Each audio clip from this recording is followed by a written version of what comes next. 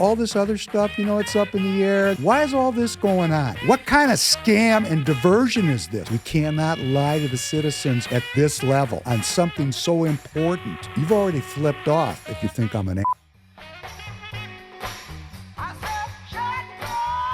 Welcome back to the Professor Penn podcast, episode number 166, Theater of the Absurd. Yep, Theater of the Absurd.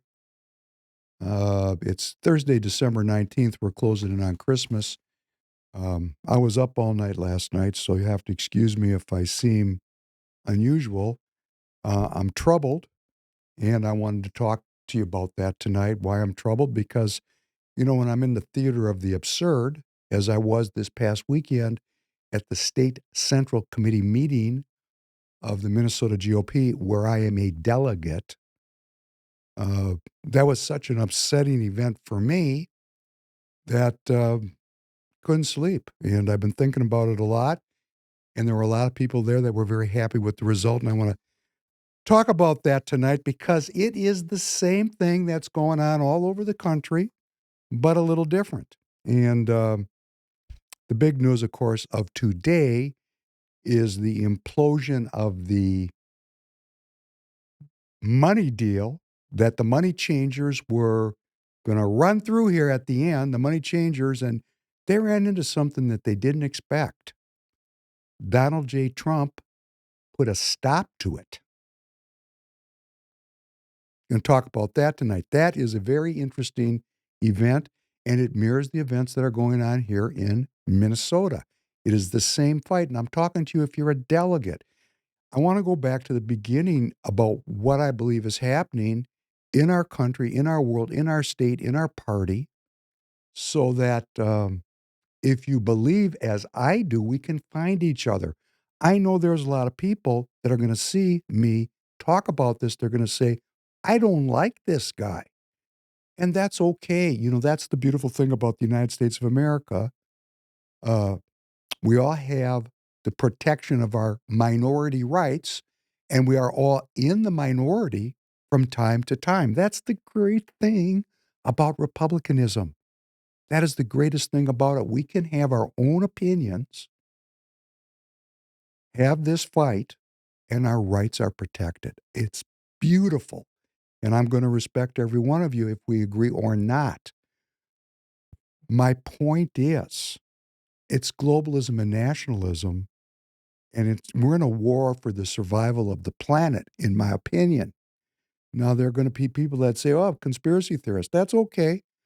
You can say anything you want to say to yourself.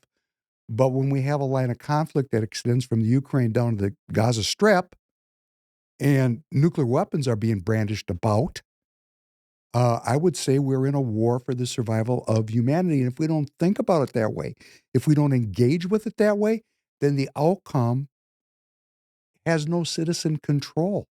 And we are a government of the people, by the people, for the people. And it's only when the people don't show up that we get a professional political class of people that think I'm stupid. They really do think I'm stupid. And that goes into this whole globalist narrative that's unwinding right before our eyes because of the podcast world. That's what's doing it, is that people, and then of course, oh, that's conspiracy theory, misinformation, disinformation. Like in this budgetary monstrosity, they were going to continue to fund agencies of the government that actually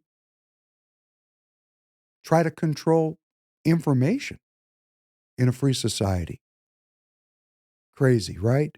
They were actually going to have, how shall I say this? There was all kinds of pork and protocol in this bill that had nothing to do with the issues at hand. We're going to talk about that and the history tonight of this bill. But I ran across a clip, which Tanner, good morning to you, Tanner. Morning, David. We're going to play a clip, number one. This is a Congressman, Michael McCall. He's from Texas. He's very senior. He is the top dog on the committee that oversees the foreign affairs of the country. Pretty important dude. This guy's got his hands on the wheel. Let's listen to him. On the drone sightings, I did ask you, do you have any idea what line of questioning you all are going with? The public and lawmakers, obviously, we all have a lot of questions about what those are. Yeah, we want answers. But the response that I'm getting is that we don't know whose drones these are. I was with the NASA administrator, Bill Nelson. He said that these drones have been reported over military sites, military bases. I would not think those are friendly. I would think those are adversarial. In fact, NASA seems to be picking up more than our military is with respect to the drones. So I think Congress is gonna pursue this. I know the House Intelligence Committee is having a hearing on this. We need to identify who is behind these drones. My judgment, based on my experience, is that those that are over our military sites are adversarial and most likely are coming from the People's Republic of China. Do you think you'll be satisfied with what you hear today? Probably not. I think they're going to say they don't know. And that's a concern in and of itself, that if we have drones flying around military bases and we can't identify where they came from or who's responsible for them. I know there are a lot of commercial drones out there, and Secretary Mayorkas has talked about this. That's fine, but the ones flying over our military bases, by definition, I would say are adversarial. We need to know who is behind that because I believe they're spy drones. And the PRC, Chinese, Communist China, is very good at this stuff. And we know they bought land around military bases. This would be very consistent with their policy over the last couple of years. Business model of our country is dependent on military expenditures. Now, we know the news of today is that there's a big jam up as regards the budget. There could be a government shutdown. Wow. But I do want you to know, because this is not well publicized, that the Senate passed the $895 billion defense policy bill Wednesday before all this brouhaha started. So guess who got paid? I mean, all this other stuff, it's up in the air. There's going to be could be some tinkering, could be some cutting back. Who knows where we're going to go with this? But the military got paid $895 billion. And see, for those of you who are watching me for the first time, there's a scam that's going on here that some of us are seeing, some of us who come from the conservative background are seeing. And that's that our primary export is the dollar, and our military is the muscle that defends the dollar. And very wealthy people get a piece of all that dollar action as the world reserve currency. And they want to keep this system in place, but the system is creating poverty and disease and death on a worldwide basis. That's what we see. That is what I see. When I say I mean the nationalist movement that's here in this country. And I don't and can't and will not predict everything that President Trump is going to come up with. But I think he's taken the wheels off of this wagon and he's going to reshape this thing. I don't know Tanner, I don't know how it's going to turn out. Yeah, all this is really confusing. It's a head scratcher for sure.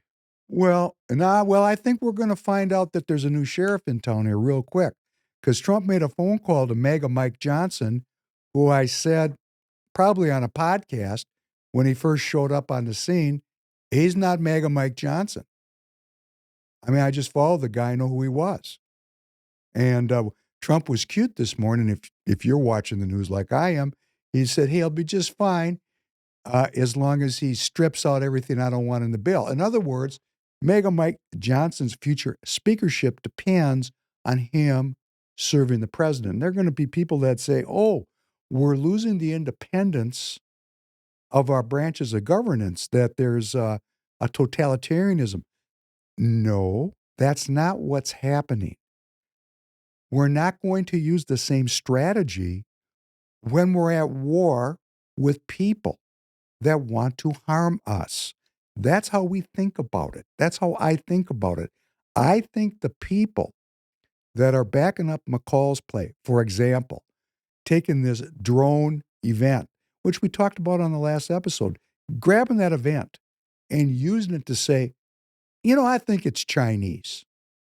I think it's Chinese. They got land around our bases. It must be Chinese. I think they're adversarial. And I'm saying to myself, you are an elected official. If I worked at an Air Force base, Tanner, and in my Air Force base protected airspace, there were drones, what would happen to them? You'd either get hijacked, taken down, shot down, or they're going to find who the pilot is. They are, aren't they? Yeah. Right. So why aren't they doing that? Yeah, I don't know. I don't know. See, we don't want to speculate, but I want you to think about, as I'm thinking about why this is happening, A, and B, why is Michael McCall, who's a very influential person in the Uni Party, this guy is neither Democrat, Republican will he be. He's in the Uni Party. Let's get away from this Democrat and Republican thing. He's in the status quo center, and he's whipping up fear about the Chinese because there's money to be made on that. That's his job. He's a salesman of fear, in my opinion. That's my opinion. He's a salesman. He's selling fear, and he's a salesman working for somebody. And I don't know how you feel about it, but I want him to work for me. I'm an American citizen. He's my elected representative. Who are these people behind the scenes with all this cash that these guys are going to peddle fear? I mean, he has an opinion. Maybe keep it to yourself, okay? Maybe we should damp down the fear. Not make shit up. Excuse me. And then we got the liars. Another group in the Congress. We're going to talk about this for a while. And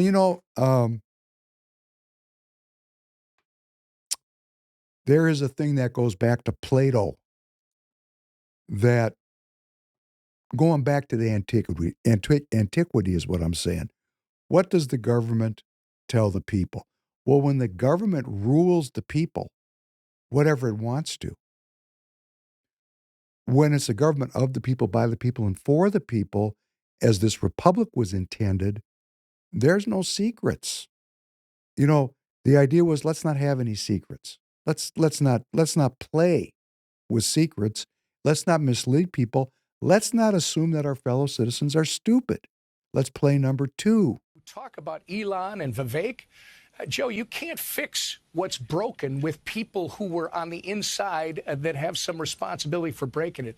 You got to bring people from the outside with fresh new ideas, which I think you're seeing not just with the idea of Doge, but you're seeing it with all of Trump's cabinet picks. And it's actually a rather exciting time in America. And I think Americans are really looking forward to what's to come. I know Tom Emmer has a lot of support here in Minnesota, and it's not personal for me.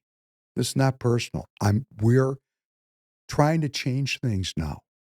I mean, really trying to change them. We have very, very tight window, and the things that need to be changed are very clear to me, and I want to work through it with you as a fellow Republican. But we got to understand this particular clip, Tanner, we're going to keep this one. What the congressman is saying is we need new people in Congress. Please play number 3, starting at 1350 and go to 1650. People are asking about the debt ceiling vote. A lot of people are questioning whether it was a good deal or a bad deal, or whether they should be happy, upset.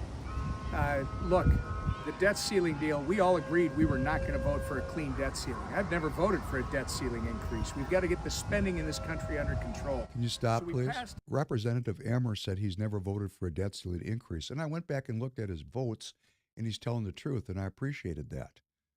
And, everything is a mixed bag. But when I look back at the votes, and I went back through many debt ceiling votes, many people in the Republican Party did vote to increase the debt ceiling. So we got a very interesting game going on here. Please continue. A bill more than a month ago that literally is the wish list for Republicans. If we could get it, it will really help this country. Unfortunately, right now we control 1/3 of the federal government. The first step is to make sure that we get the best deal we could. I can tell you there were a couple of people negotiating it. I can't say that they could have done better. I can't say we could have done better than they did. But what they gave us back was a bill that did this. According to the CBO, it's a $2.1 trillion cut. The single largest deficit reduction bill in the history of this country. It also has an end to the Stop Joe it, please. Biden. Okay, time to get down to a little truth telling before we go back to the congressman. 2.1 trillion cut. Yes, the potential for that exists in the bill. It's there. I think the actual cut that is certain is like 35 billion, not 2 point something trillion. And for those of you who don't know it, because this is a little bit beyond human understanding, you take $100 bills and you stack them. You stack them up. $1 billion gets up to like the top of the tallest building in the world. Like the top of the IDS Center, if you're a Minnesotan. A trillion, $100 bill stacked up goes up 653 miles. It's twice as high as a space station. So there's a big difference between a billion and a trillion. So what he's saying is there's 2.1 trillion in cuts. Actually, there's only about 30 billion in actual guaranteed cuts. The 2.1 trillion is possible, but predicated on future congressional action. They're not cuts. They're possible cuts. And those cuts will only happen if future Congresses, future convening of our elected representatives vote to actually implement the suggested cuts. Now, come on. Come on. If past performance is any predictor of future outcomes, very unlikely we're going to get those cuts. It's possible. And as the congressman is going to say, elections have consequences. Let's continue. Let's stop right there. So we covered this, and when you start attributing things to yourself, it's just to let people know I'm paying attention. In the first 2 fiscal months of the fiscal year 2025, because they've already started, we're in that fiscal year right now, I'm talking about governmentally, the budget deficit in those 2 months alone was $624 billion, Tom Emmer. That's a 65% increase over the same 2 months just 1 year ago. It's the first time that the United States government ran a $624 billion deficit for an entire year, not for just 2 months, but for an entire year. The first year that happened, the first year the budget deficit got that big for a year was after the financial crisis. And many of us remember that. What that was like. Whoa, that was a shocker, wasn't it? And where we're at now, come on. That's what we're fighting here. We're fighting this. The fight is going on in Washington right now. We were fighting in Minnesota. We're fighting in Minnesota right now. You, the fellow Republicans, the delegates, we're made to think that we're not really important in this thing. We're downstream. We're supposed to put on caucuses and conventions. No, we're in charge of who gets endorsed. And we got to know who these people are because their actions tell us who they are. Now, Tom Emmer's an important guy, and I know he's not happy that I do this. However, I voted for George W. Bush. Tom Emmer's hanging around with Donald Trump. I mean, we know here in Minnesota he's an ever-Trumper, but hey, he could change. Not because of Trump. The policy of the country, we could rethink our place in the world and what's going on here. And we're going to have a lot of politicians who, through a change of heart, are going to start to see what's happening. And we're going to have other politicians that are going to hide who they really are and seem like they're going along. And then we're going to have a bunch of people that we're just going to have to get new people. Because if they're so bold as to pig this thing out right now when everybody's looking, how dumb do they think we are? I mean, they must think, Tanner, do you even know there's a fight about the budget going on right now in Washington? Yeah, I was reading a little bit of what Vivek was saying on X. Do you think your generation knows this is going on? No. You see, this is the problem. Well, yeah, and then I see this and I start thinking, oh, is that what all the Jones are about? No. Was it to take away attention from this? If we could get the young people engaged with this and speak to them with eloquence, we could actually make this better for them. Okay, that's really what I'm doing this, because I have 6 young people that come from me, and I want to get the best possible shake for them as self-governing citizens of a republic. And I know that if we continue to run a worldwide dollar hegemony empire, the citizens have to pay for that so that a small number of people get Midas rich. That's the system. And all we have to do is show up to change it. And if you're in the Republican Party and you hear me and this means something to you, just find me. I know most of these people that are in the Minnesota GOP are going to hate me because they got a 401k. They're my age. They can't see it. They look at what I'm saying. They just can't see it. They can't. That's okay. Vote for Nikki Haley. That's cool.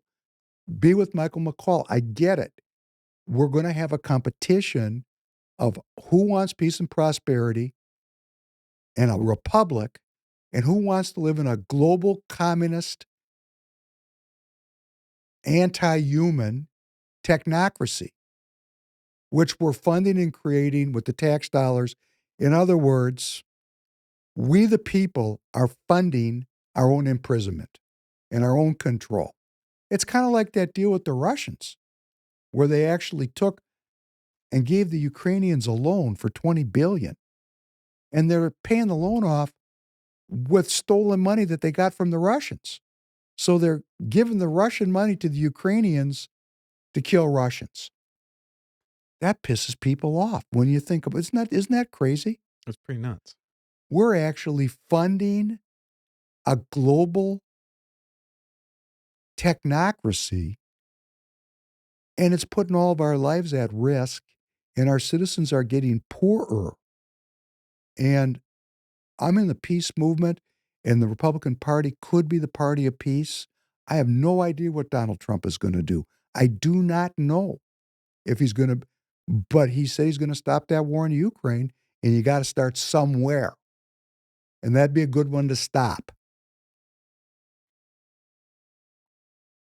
I want you to think about this one more time. 2 months budget deficit. They're telling us we got a good economy. That's another thing.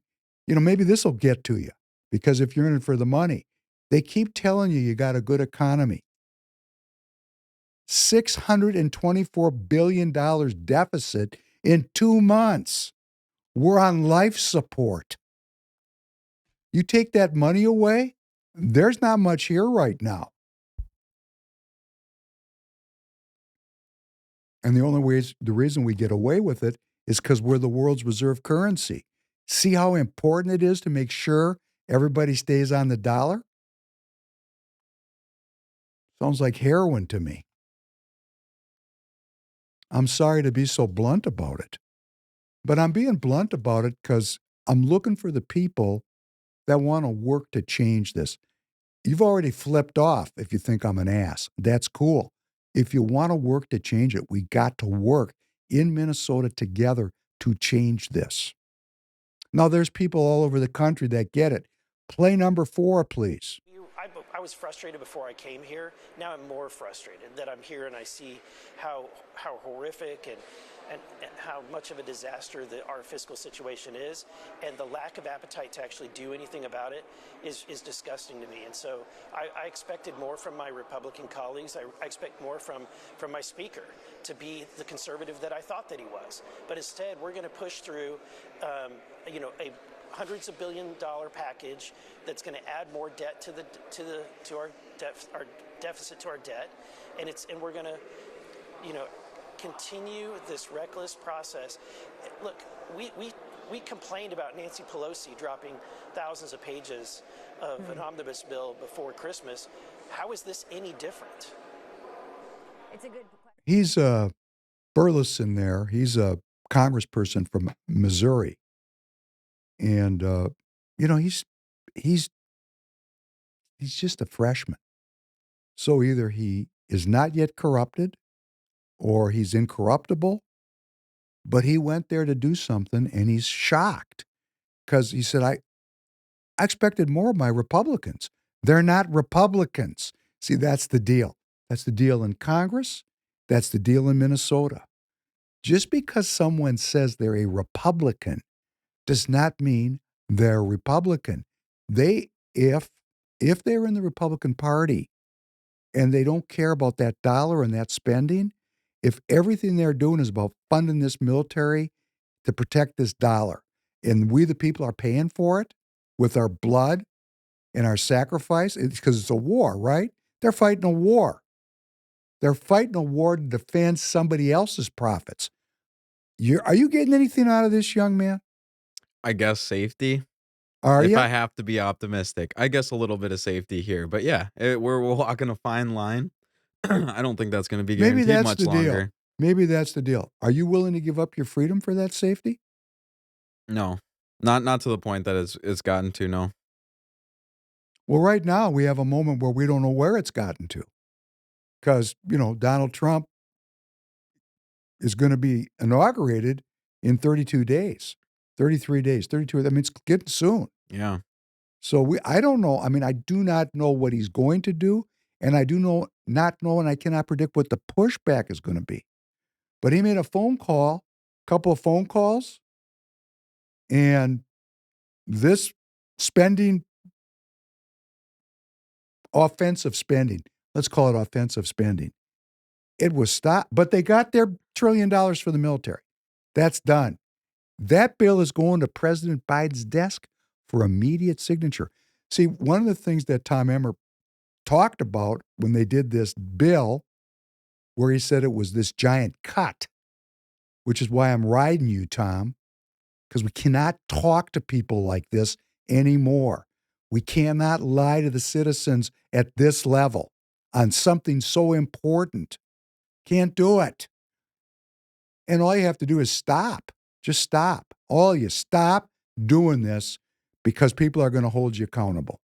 And my job is to wake up as many Minnesotan Republicans and the young people so that we get this changed right away in 2026. That's what we're working to. We got a plan. We want to change things. We just need new people. As Tom Emmer said in his clip, sometimes you got to bring people in from the outside. You can't expect the people that broke it to fix it. We're going to keep playing that clip over and over and over again. Yeah, make him eat his words. That is the billboard for virtually everybody that's in, not everybody. Burleson seems to have it together. Why do I say that? And then they're going to take, and this is another thing, they're going to take and they're going to represent MAGA as extreme.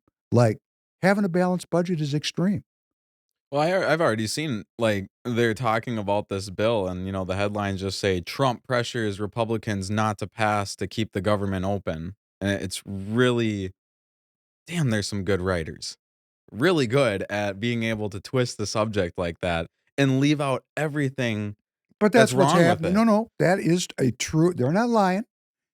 There was a deal. There was a deal between MAGA Mike Johnson and Hakeem the Wise One Jeffries. They had a deal.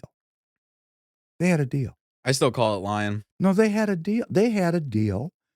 And Trump looked at the 1,500 pages that was suddenly dumped on everybody right before Christmas. And I have to ask any of you in the GOP who are watching, do any of you sit down and read a 1,500-page bill? Because I do. I'm going to read this defense authorization bill. You got to really be dedicated to know. And when you read it, okay, you're going to realize if you actually took the time to read it, and it's written in a way to prevent you from understanding it. And that's not an accident. It's its own special legalese. Even attorneys have a hard time reading it because if you don't know the law that preceded, because it's all based on something else. This last thing that Emmer did with McCarthy, that debt ceiling raise, which they're arguing about right now also, when's that going to get renewed? See, this was not supposed to come up until January 2nd, 2025. This is what they gave us. They knew. Somebody told them. They knew they were going to need the money for these wars. They knew it. They funded it when they did this bill. That's my opinion. I don't have an 8x10 glossies. That's my opinion. Because they built it in. I read the 99-page bill, the debt ceiling raise, and they were able to exploit that bill for billions and billions of dollars of spending that was not budgeted. Crazy, in my opinion. And then, of course, we were promised budgetary discipline, and they were going to pass all the bills, the spending bills, as per their obligation as being our representatives. And they passed the defense bill, but they couldn't agree on anything else. And here we are. Here we are. Another promise broken. We just need new people. I mean, the Democrats need new people too. We can't have anything against them per se. Everybody's in on this thing. Everybody. We're going to all change it together or we're not. If we're not, I personally don't think, from what I see, looking over the next hill, that I'm going to like the result of where we're heading. I just don't think so. So I'm motivated to change course. News, just to fly by on the way to the subject matter of the evening.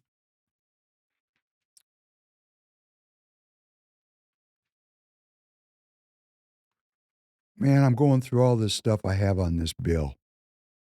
This bill that they tried to run through here like nobody be watching was unbelievable. But they've been doing this since 2000 and Bush. In the meantime, the forces of chaos are forming in Syria, now a failed state. A failed state. What is a failed state? A failed state is a state that is no longer a state. It's going to be partitioned. Often when things are partitioned, there's fighting. Like a divorce. That's a partition, right? A lot of times, the people don't like each other. They'll fight for a very, very long time over the dog bowl. Who gets the dog bowl? Things like that. And we got some groups in Syria that really do not like each other. The two primary groups, the ones that are really rough, are the Kurds and the Turks. The Turks have proxies doing the killing for them, but it's the Turks. In fact, the Turks, on a border I've been at, are massing forces as if they're going to invade Syria. Syria, it's no longer Syria. It's something TBD, to be determined. It looks like they're going to invade. That'll be strange because that'll get the Turks and the Israelis right next to each other. That'll be interesting because both the Turks and the Israelis are in the Western Alliance. I will make a prediction. They're going to work it out. They're going to work it out. Tanner, What's the the history Turks and behind the this? Israelis are going to work it out. Do they normally not work it out? Yes, they always work it out. On paper, it looks like they hate each other. Underneath, in the Western Alliance, they're on the same team. They're on the same team. Sometimes the team manager can use those kind of tensions very effectively to confuse people. As long as Turkey is in NATO, they're working together because, hey, Turkey's about to get F-35 jets. That's pretty good. Yeah. Oh, and that's really good for the Turks because they get to make some of the components that go in the jets they're going to buy. They're in on the deal. They're on the payroll. Isn't that great the way that works? It's all an ecosystem. It's an ecosystem of you know what we call it in the tire business? We call it partners in progress. I wonder maybe that's what they call it in the military industrial complex, partners in progress. Now, if you're watching me for the first time and you're getting pissed, I'm sorry. I don't want my children's money going uphill so that your 401k can keep getting fatter and fatter because they don't have 401ks and they're never going to get them unless we kind of change the way this is working. There's nothing for the young people. And we have to decide as the older people, do we want them to be Republicans or communists? That's really the political choice we have to craft for the future. Do we want the young people like Tanner, his generation, and the people 10 or 15 years older than him who are already deeply entrenched in this thing we call responsibility? Those people, right? Yeah. They're growing up, right? Yeah, that's my older brother. How old is he? He's 30. Married? Yep. Kids? Nope. Not yet. I think I definitely stunted that because I moved in with him once I had my kids. So Okay, well, is he I think working? I did that. Is he working? Oh, yeah. Cool. All right, he's getting there. My point is these younger people, because the money is aggregated, there's so little left for the capital formation for these young people. We're going to drive them into being communists. They'll vote for AOC if we don't create the kind of space where they can grow and be well. And they're not well spiritually. They're not well physically. They're not well financially. That's just based on the evidence that we can look at in comparison with older cohorts. And they're not stupid. They are aware of this. Am I correct? Yeah. And the response of your generation is what? Not really much, I'm going to be honest. Like, I feel like within my friend group, I hear it talked about, but then it's more just complaining. It's the classic just complaining, Have but they not given doing. up? I don't know. I mean, I feel like kinda just because it's just like if you're gonna sit and talk about it and be petty, but then not do anything or change anything that you're doing to have any impact. Yeah, it's pretty much the same thing. If you're in the Republican Party and you're 462 years old, do you talk to anybody in their 20s and 30s? Maybe you have grandkids. We need to talk to these kids and listen to them and provide opportunities for them politically to get involved so that we can bring a new generation into the party. And the party is not willing to do that unless it controls who comes in.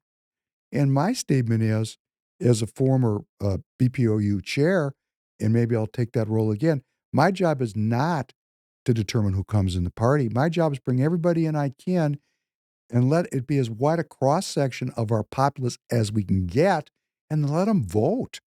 Because we want the party to reflect the people, not to reflect what it's doing right now, which we're going to talk about very soon. But back to Turkey, it's the same battle there, right? I mean, when you start talking about every one of these deals, are these countries globalist or nationalist? What are they? Where are they falling on this scale? And if they're in NATO, they're globalist. And that's why President Trump says he's thinking about withdrawing the United States out of NATO. Now, if that makes you hate President Trump, I get it. I get it. I grew up with NATO. I get it. He sees something different than you do. He's a Republican. The people that are going to support NATO are Democrats. We need to understand that. We don't yet, but we're going to soon. The support for globalist institutions is anchored in the Democrat Party because they are the purveyors of the Democrat liberal order. I am a Republican. I don't believe in the Democrat liberal order. I'm a recovering cult member of that tradition. I want to be free and self-governing. And I want to govern with you, and I want to govern with honesty and integrity. That's what's lacking from these people. They lie to me. And I don't want that anymore. And more people need to figure that out. Not merely peace in our time, but peace in all time. I speak of peace because of the new face of war. Total war makes no sense in an age where great powers can maintain large and relatively invulnerable nuclear forces and refuse to surrender without resort to those forces. It makes no sense in an age where a single nuclear weapon contains almost 10 times the explosive force delivered by all the Allied air forces in the Second World War. It makes no sense in an age when the deadly poisons produced by a nuclear exchange would be carried by wind and water and soil and seed to the far corners of the globe and to generations yet unborn. Today, the expenditure of billions of dollars every year on weapons acquired for the purpose of making sure we never need them is essential to the keeping of peace. But surely the acquisition of such idle stockpiles, which can only destroy and never create, is not the only, much less the most efficient, means of assuring peace. I speak of peace, therefore, as the necessary, rational end of rational men. I realize the pursuit of peace is not as dramatic as the pursuit of war, and frequently the words of the pursuers fall on deaf ears, but we have no more urgent task. Some say that it is useless to speak of peace or world law or world disarmament, and that it will be useless until the leaders of the Soviet Union adopt a more enlightened attitude. I hope they do. I believe we can help them do it. But I also believe that we must re-examine our own attitudes as individuals and as a nation, for our attitude is as essential as theirs. And every graduate of this school, every thoughtful citizen who despairs of war and wishes to bring peace should begin by looking inward, by examining his own attitude towards the possibilities of peace, towards the Soviet Union, towards the course of the Cold War, and towards freedom and peace here at home. First, examine our attitude towards peace itself. Too many of us think it is impossible. Too many think it is unreal. But that is a dangerous, defeatist belief. It leads to the conclusion that war is inevitable, that mankind is doomed, that we are gripped by forces we cannot control. I am not referring to the absolute, infinite concept of universal peace and goodwill, of which some fantasies and fanatics dream. I do not deny the value of hopes and dreams, but we merely invite discouragement and incredulity by making that our only and immediate goal. Let us focus instead on a more practical, more attainable peace, based not on a sudden revolution in human nature, but on a gradual evolution in human institutions, on a series of concrete actions and effective agreements which are in the interests of all concerned. There is no single simple key to this peace, no grand or magic formula to be adopted by one or two powers. Genuine peace must be the product of many nations. More eloquent words about peace have not been spoken in my lifetime, and that eloquence was met with the horror of assassination. And for my generation, after we suffered the deaths of the four martyrs, next Malcolm X, then Martin Luther King, and then Bobby Kennedy, the generation that really had the impulse to change things became terrified, the boomers did, and we folded ourselves into the machine, and we took the money because the money was offered to us to pacify us. That's what we did. And w-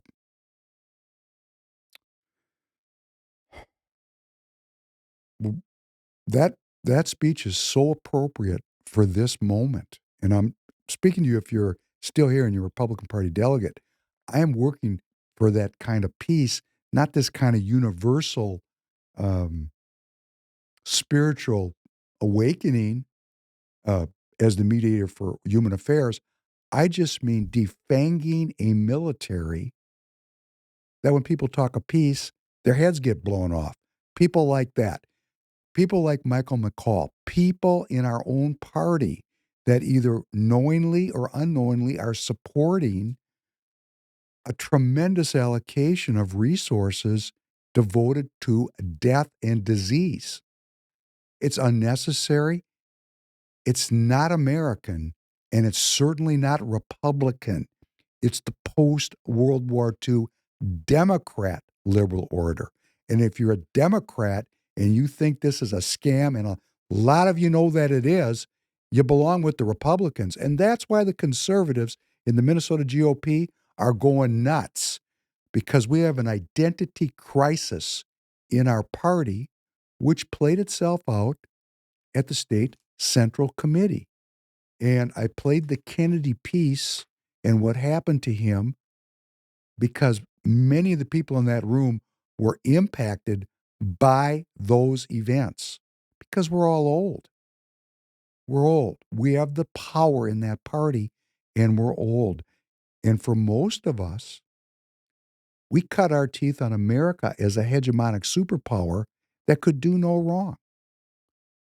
So when people start talking about the country doing wrong or our elected representatives lying to us or they're treating us like we're stupid or we're acting stupid, well, that people don't like that.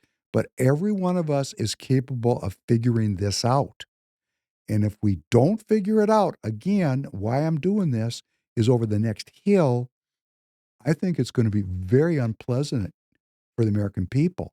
But we have a chance to course correct. We have a president who's been elected, and he's not the same guy that he was.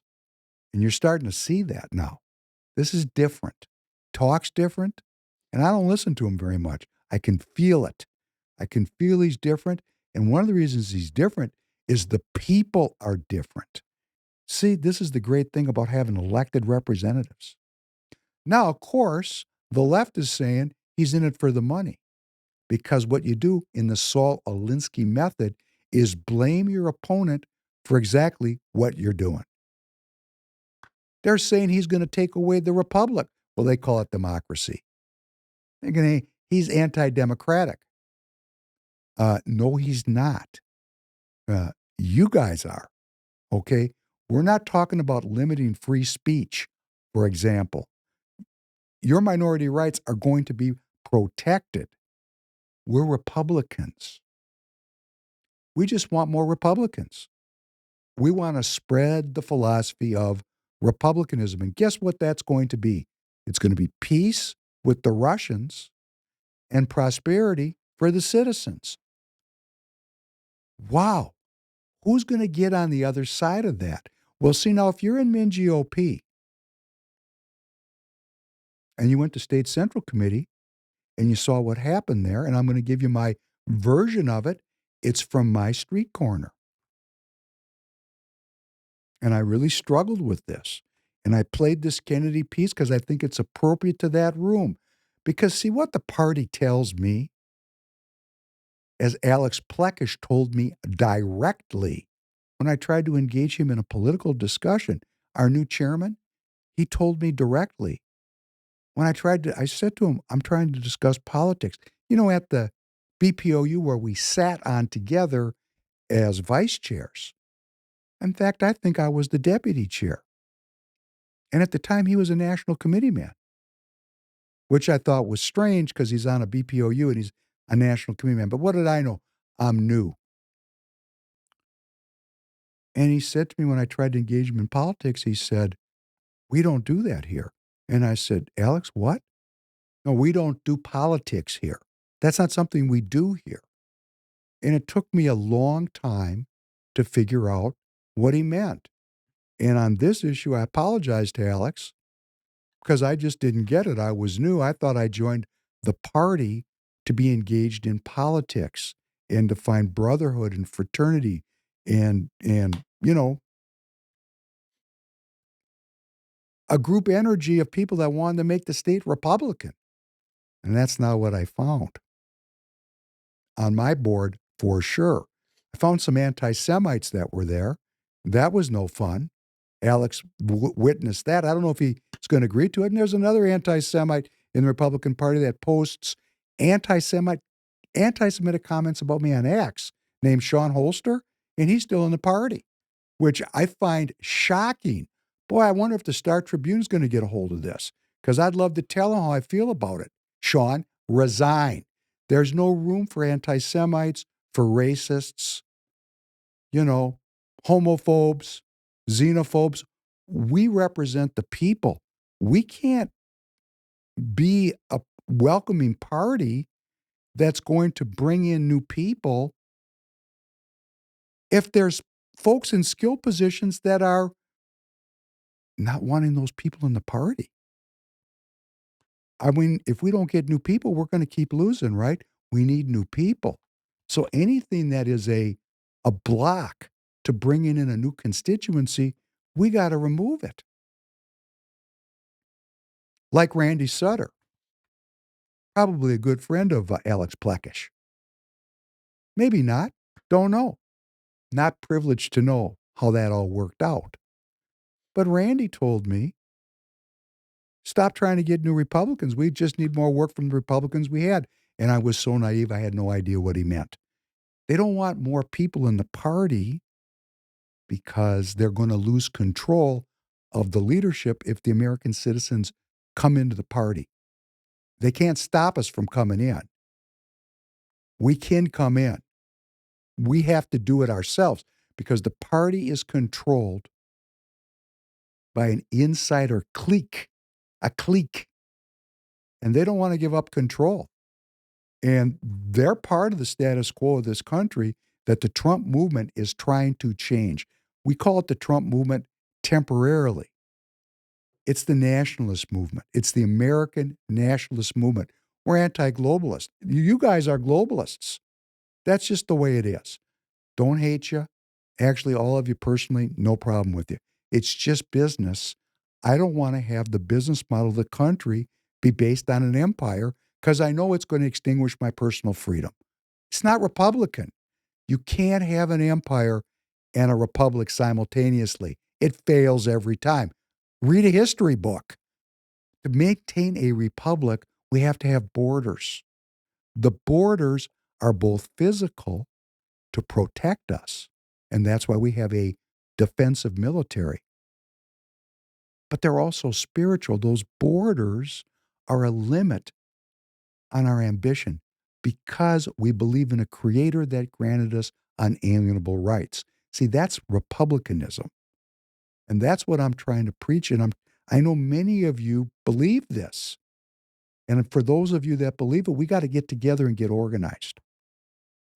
Went to State Central Committee, and there was 4 candidates for the chair.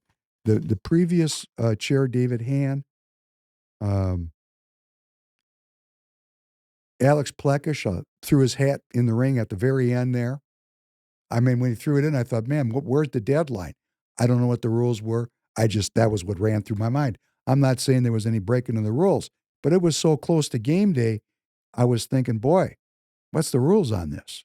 And then there was Mike Murphy and Brett Bussman. There was 4 of them running for chair.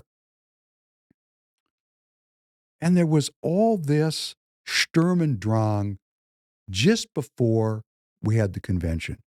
The first event was we got word that Brett was under some kind of scrutiny by the nominations committee.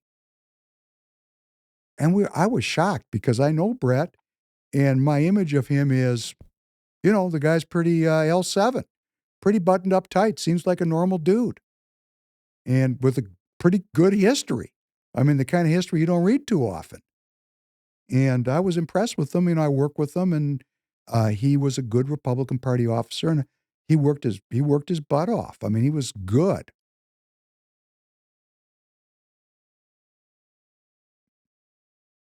But there was a dust up. Weird. They wouldn't interview him, and then there was rumors, and it was weird. And then right before the convention, a dude named Michael Rod Corp, who's going to watch this and probably assail me somehow, sent out an email to everybody. I mean, I got it, and I'm thinking to myself, wow, I didn't know you had my email, but apparently you did. And it said that, he was glad Alex Plekish was running for chair. And it left me with the impression like, oh, Broadcorp's okay with Alex, which for a lot of people would be like immediately Alex was no good. Because if they support each other or there's a relationship, Alex would really not be palatable to a lot of people. And then the very next day, I heard from a good friend of mine, Mike Bang, and he said, man, that wasn't real. That was an assault, on the character of Alex Plekish. I said, what? I don't get it. I was confused. And I bet many other delegates were confused. A bunch of confusing things happened. Extraordinary. I mean, considering that we're just going to have an election for a chair, like 4 people are going to show up and we're going to vote, right? Why is all this going on? What kind of scam and diversion is this? Because see, right away, what I think when I see things like this is, I'm in the theater of the absurd. The title of tonight's episode, because it became the theater of the absurd. That's absurd that those things happened. But it got even better. It got better. I went to the convention. I went early. I sat, met some people, looked at some people. People were in their own camps, right? There wasn't a lot of hello, how are you? It's like a middle school dance. Got the cliques standing everywhere. It was. That's very interesting. I think Tanner is on to something. It was like a middle school dance, and the cliques were in their own corners, sometimes with their own women. Yeah. Okay. I came solo because I came to play. And we got in the room. Everybody, hello, how are you? The normal warp and woof over whatever. Because, hey, it's not the American Nazi Party. People got different opinions. That's cool. And then it came. There was a resolution. The resolution was this. There's this Wyoming company that the Minnesota GOP has been paying a consulting fee to, and certain delegates wanted to know, what was this all about?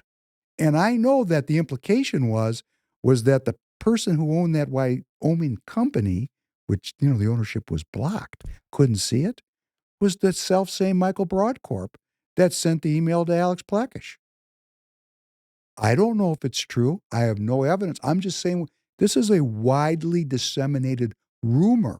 In fact, the motion to get to the bottom of it was they were trying to catch David Hand red-handed in funding Michael Rod Corp, who supported Vice President Harris and Governor Walz in the presidential contest. And David Hand came up after a lot of, it was the theater of the absurd. I mean, I knew he was going to come up and put his head in the stocks, and he did. And he stood up there and he said this, here's how I heard it, David. I know you're going to watch this. I heard it. I've got sacred honor, and I promised that I'm not telling you. That's what I heard. I'm not saying you said that. I'm saying that's what I heard. That's what I heard. I'm sure somebody else heard something different, like there was legal exposure, things like that. But what I thought was when he said, Chairman Han, that he wouldn't tell us who the recipient of those funds were, I thought, man, you knew this was going to happen. This is an act and a play. You knew you were going to go do this because you couldn't get out of it. And you knew what you were going to answer because you couldn't admit it. And you knew you were going to lose. So the whole thing was, how do we, our team, our clique, stay in control of the party? We don't want any slippage here. Right, Alex? Do I understand this correctly? At least that's how I understand it. And I don't want to be treated like this, okay? I want to straight up all this crap with Brett, and then Alex got trashed by the nominations committee, which is a whole other issue. So, we're going to make it equal. We're going to trash Brett by insinuation, and then we're going to give Alex a, crap sandwich, but he's really the only alternative to David Han. I'm not saying that it was scripted. I feel it was scripted. That's my feeling. I'm just being very frank about it. Maybe it was all organic. And guys, if it was, it sure worked out good for you because Alex Plekish and David Han are the exact same person.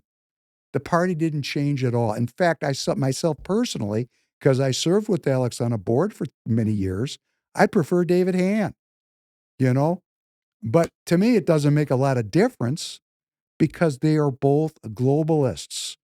And what we've done as the Minnesota State Central Committee delegates is we've sent another globalist to the RNC because they don't care about Minnesota at all. These people cannot win. Alex Plekish doesn't have an X account. I mean, they are not interested in spreading Republicanism. They're interested in spreading Nikki Haley. Alex Plekish asked me not to support Donald Trump. That's okay, Alex, but don't act like you're a Trump guy now. I don't believe you. And I don't believe Tom Emmer. I don't believe David Han. I think you guys are professional politicians. And we don't want professional politicians BSing the people. I'm just being very frank about it. It's not personal. I don't dislike any of you. It's just a contest of ideas. And my contest is based on telling the truth. And I think your contests are based on telling lies.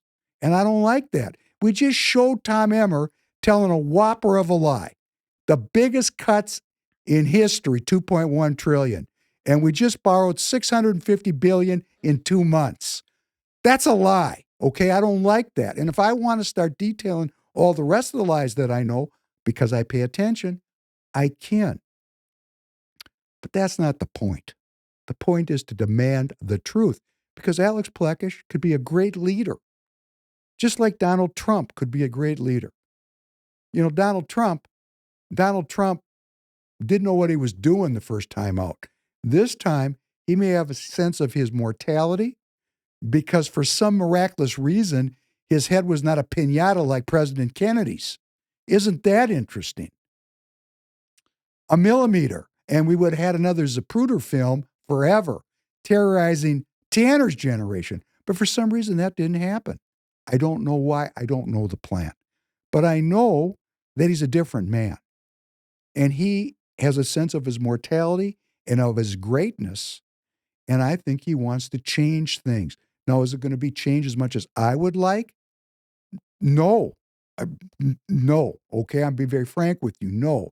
But as it changes, is he going to deter the globalists and restore an American nationalist spirit where we're protecting ourselves, that ourselves being we the people, that we have a country?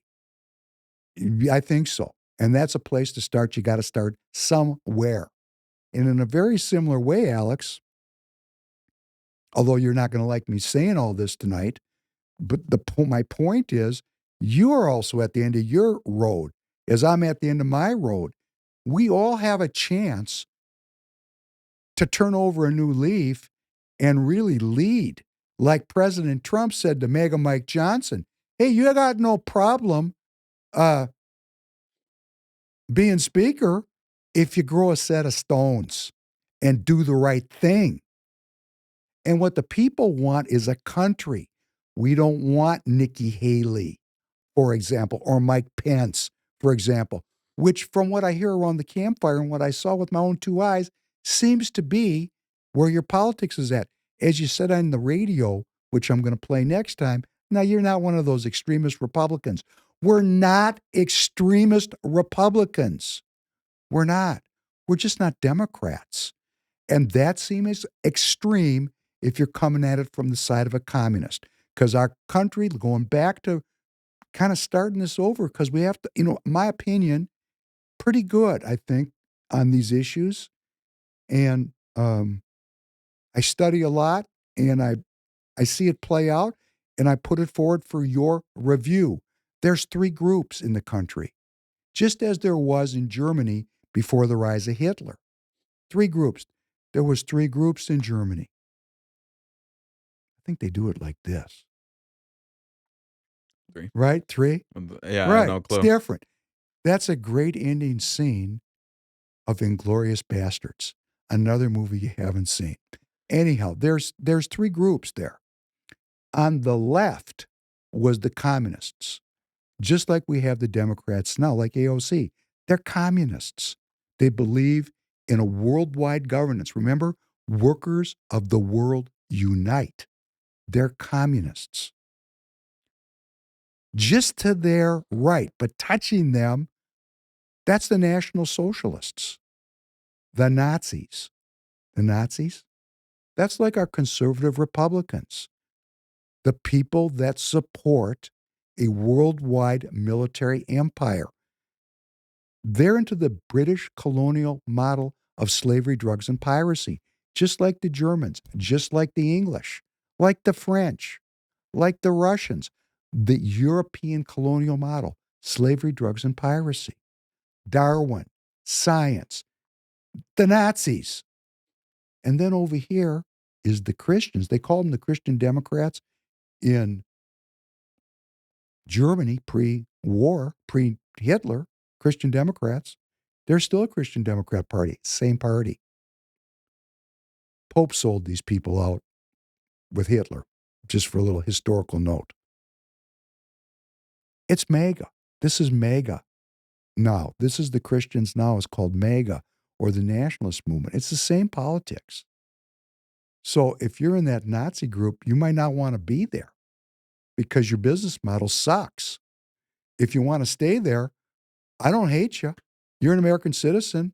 You get all the protections and all the minority rights of any other citizen. You're entitled to hold that opinion. And in fact, it may turn out you're right. I mean, I admit of that possibility. We may have to blow up the world to save it. Seems reasonable. Hey, we might have to have a nuclear war to save our country, right? Because that's who these people are got in there. And if you think that's a little too far, we're shooting ATACMS missiles into Russia. You support that, right? I know there are people that support that. I get it. I get it.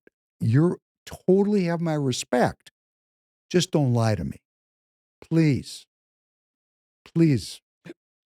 I promise, and all the Republicans that I can muster will respect your right to hold your opinion and to promote it. We want to promote peace and prosperity. We don't agree. I think the place for the worldwide war to defend democracy and freedom is best found over in the Democrat Party with the Democrat liberal order. We're Republicans. You see where I'm heading with this, everybody that's hearing this? We need new people. We need Republicans to populate the empty seats in the Republican Party. A place to go to learn about this is theprecintstrategy.com, because this problem is going on all over the country. About half the seats in the Republican Party nationally are empty because the party doesn't want the citizens in the party. So I'm appealing to the delegates, the leaders of the party, the people that see this battle, that see this war that's going on, and see it as a Democrat Party war. And I'm going to say it's not. It's the uni party. They're like Michael McCall. It has nothing to do with Democrat and Republican. It has to do with who are the purveyors of, on the payroll of, and the implementers of the Democrat liberal order that's based on trade liberalization, open borders. Well, the open border people. Debt. Debt. Our whole country, the whole world runs on debt. Who benefits from that? Well, that'd be very liberal people, because Republican people would think things like neither a borrower nor a lender be. We don't want to have a Tower of Babel that we build that completely obliterates the spiritual in pursuit of a worldwide military empire. We don't want that. I mean, I realize you might want it. And I respect you. I don't hate you. Like Alex Plekish. I know this is where he's coming from because he's explained it to me. I mean, he went to the Ukraine this year. He went to Israel and he asked me to fund the trip there. And he's wrapped himself in the struggle of the Ukrainians and the struggle of the Jews. He's wrapped himself in that. That's his shtick. And most of the people in the party agree. But here's the thing and why I walked out. I didn't walk out because I did walk out. I didn't walk out in protest of this theater of the absurd vote between David Hand and Alex Plekish because it's the same person. I walked out because the party passed a resolution in the support of the state of Israel. Now, those of you that don't know it, I speak Hebrew, okay? So, and the people that are behind this, the Norm Colemans and the Mark Millers, I get what you're doing.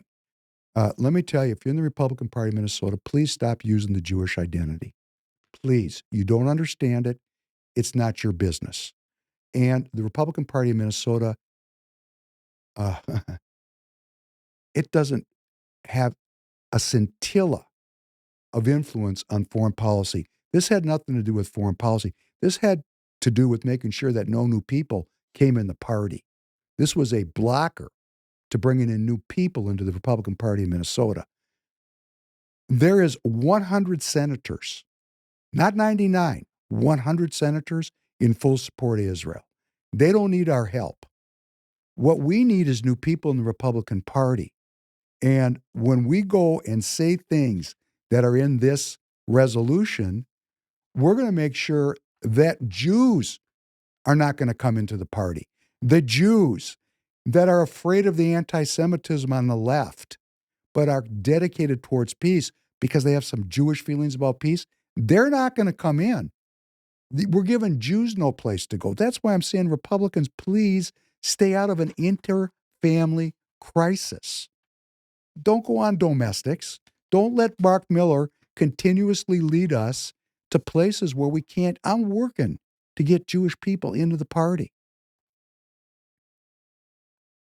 The ones that are going to come in, okay, I get it. But the ones that could come in, like the ones over at Temple Israel where they painted those swastikas, on the synagogue, there's people over there that are smart. They see what's going on. But they're not going to come in. I feel like I want to read this whole thing, but it's not necessary. The point is, it's just not necessary. And I walked out because I knew that all the good Christian people in the room were going to vote for it. And if I walked up to the microphone, people were going to catcall me. So, I already knew the answer. I don't want to do it and get catcalled. You can catcall me right now. There's a lot of people in Israel that want peace. A lot. It's really close. It's almost the same thing as we got here. Okay? It's like close to 50-50.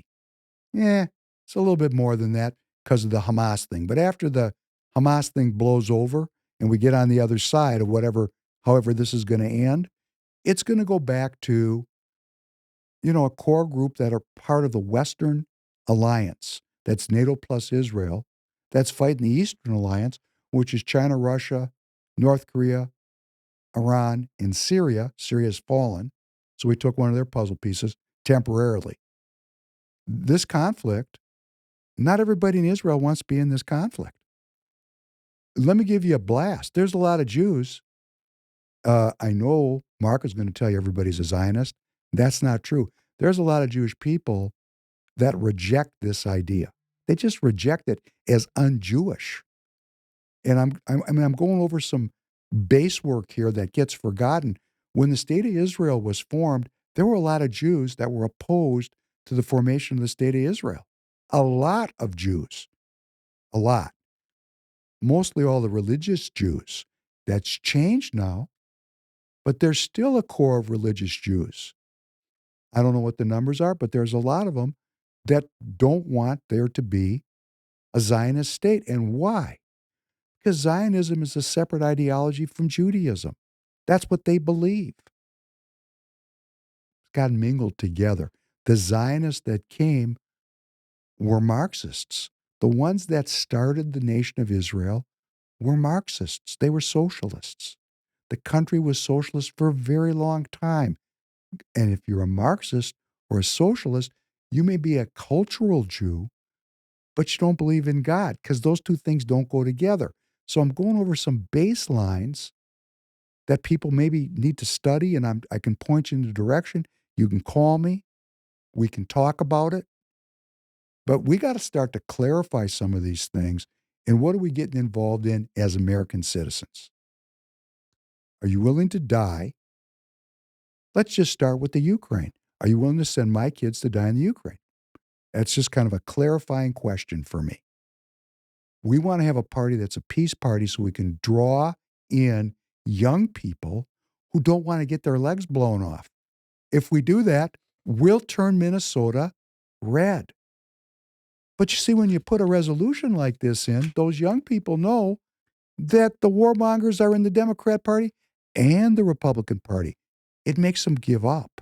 You see, the Uni Party has taken over both sides of the equation. There's no place for peaceful people to go. That's why we got to get Republicans to caucus.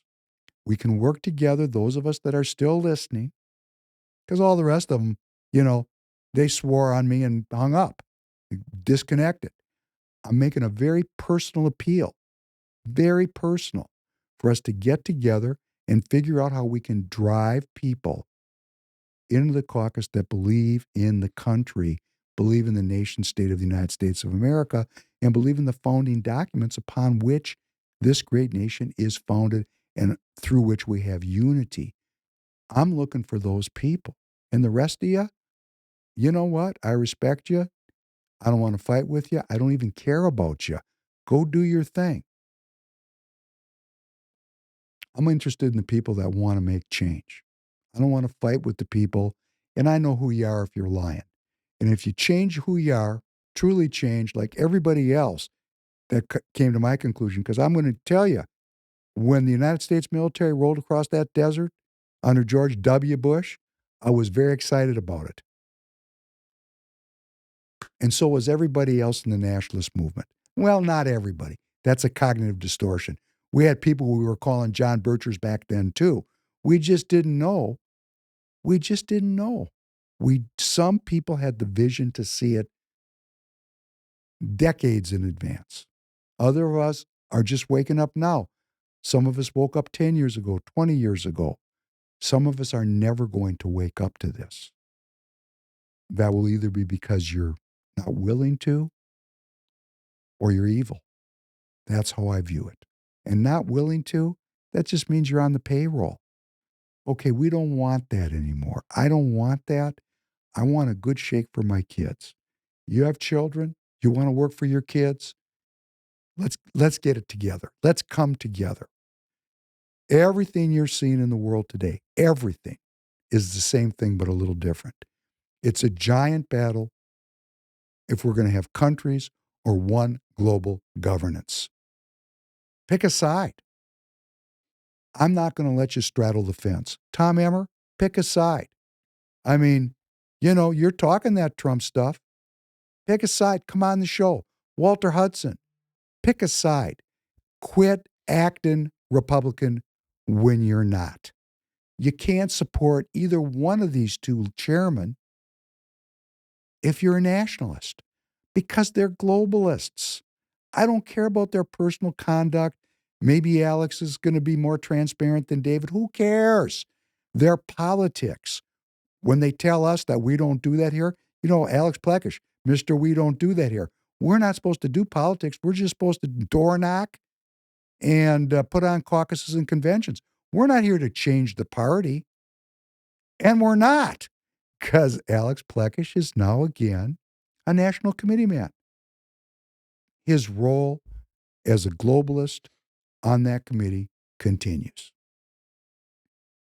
What are we going to do after Trump when the RNC itself is a globalist organization? If you love the country, we got to get clarified about it now, start working on it now, get our ideology right, our philosophy right, our keywords right, our strategies right. We don't wish anybody any harm. We're totally constitutional. If we are in the majority, we will protect the minority right. This battle is going to go on for a long time. Let's get clear here in Minnesota about what we're doing. It'll give our work new meaning. It'll give our work new meaning to know that we're in the greatest battle in world history, and we can all find redemption through republicanism. And when I say redemption, I mean redemption, because republicanism is an action philosophy based on a 5,700-year tradition. And it offers every Republican a chance to be redeemed because it's an anti-corruption philosophy. Its core idea is about honesty and truth. That's why George Washington and Abraham Lincoln, our greatest presidents, their lore is they were honest. Honest Abe. George Washington couldn't tell a lie because Republicans live in the search for truth. That's who we are. And the reason we do that is when we lie to ourselves, our spirits become corrupt. This is a spiritual movement. That's why it's hard to sell, right? You're a Democrat? Hey, we give you money. Easy. Easy. And we'll scare you and give you money. Double easy. We are in the redemption business. We have to start, and I start with myself. We're a community of people that love each other, that are bound together by these documents. Let's get our minds right and see how far we can go with it. Nothing else seems to be working. Republicans aren't winning anything here in Minnesota. The trifecta thing? Come on. Great. Let's see how the votes go.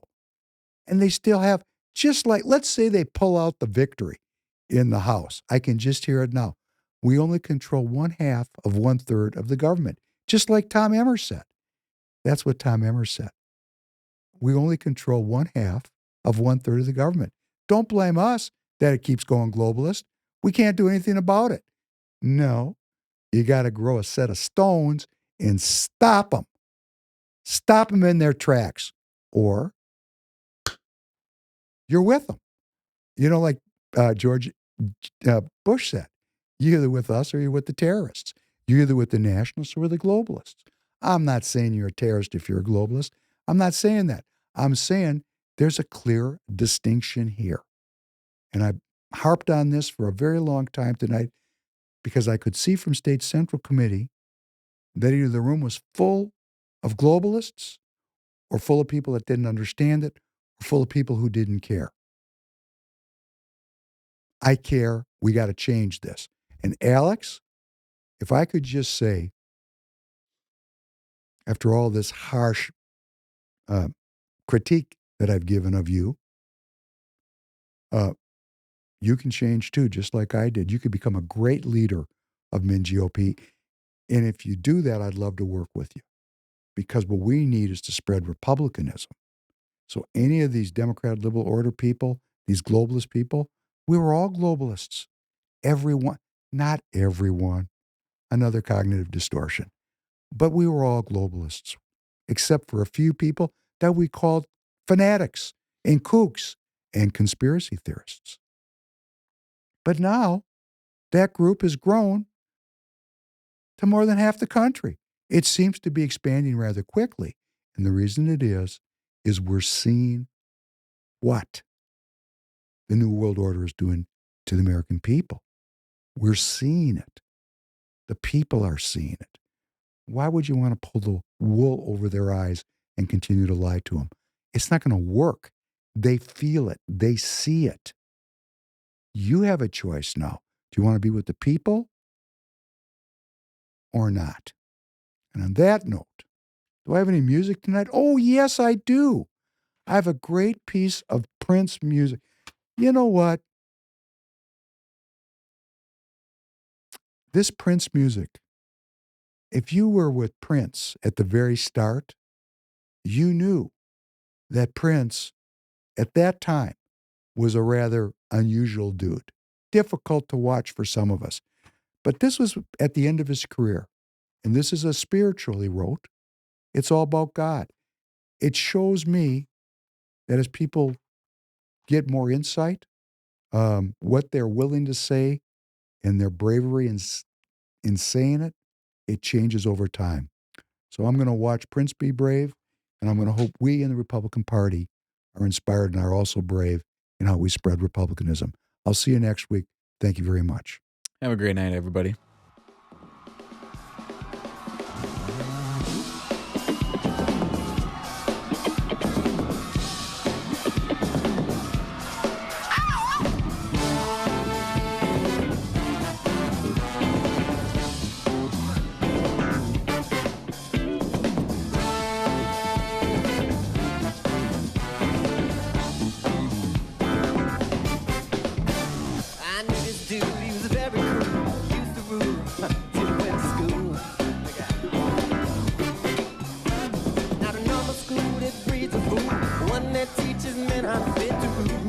Not ain't. That's when he took his pearly crown, raised it up and spun it around, tossed it into the deep blue underground. No longer led by the ways of man, look for the kingdom deep within. It's when the drums in his head began to don't let nobody bring down.